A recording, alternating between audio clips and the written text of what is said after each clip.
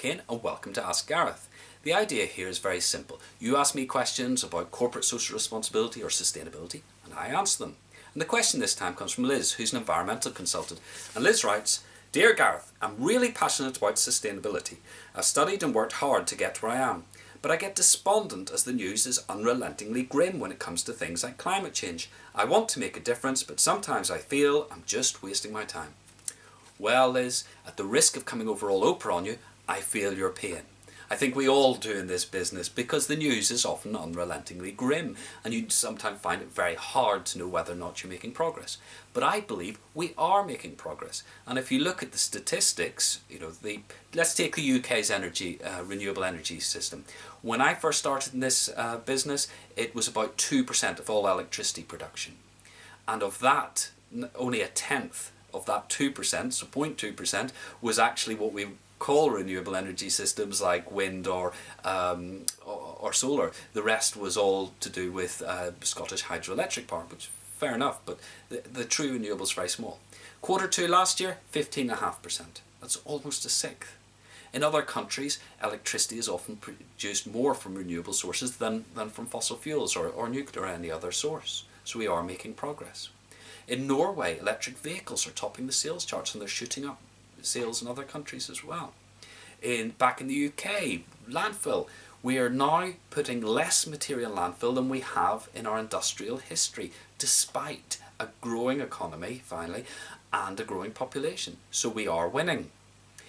The way I like to think of it is to use a rugby analogy, so apologies to all our American viewers, but in rugby, a typical game of rugby, you'll see the forwards go through a series of phases, and phase is a fancy name from grabbing the ball from the bottom of a pile of bodies, running round the back and slamming forward into the next huge guys who are there to wrestle you into the mud and try and get the ball off you, and you have to try and get it back to your side so they can do it again.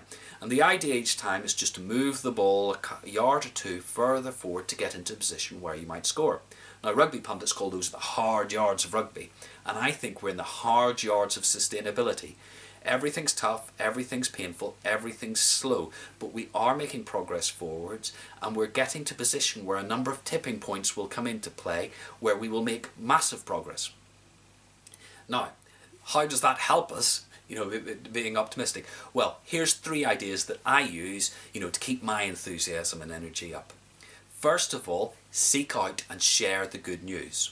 I do this deliberately. Every day I try and find at least one piece of information that proves we're making progress and share it through my social networks. It makes me feel better and it spreads the positive vibe.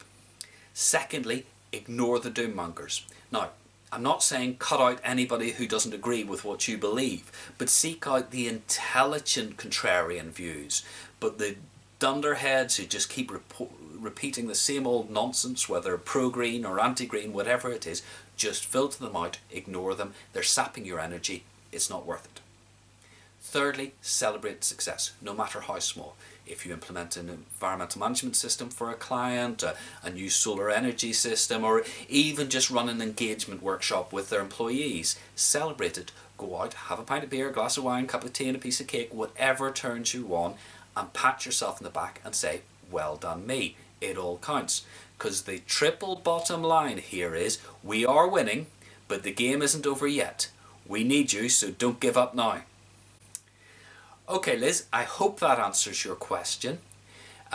Liz and everybody else, if you want to take part in this discussion, then please put your views in the comments section below the video here. That's where an awful lot of debate will take place. If you thought this video was useful, then please do share it with your own networks and tell your friends and family about it. And if you want more of this sort of advice, go over to www.terrainfirma.co.uk and subscribe to the Low Carbon Agenda, which is my monthly email, which is packed full of all sorts of stuff.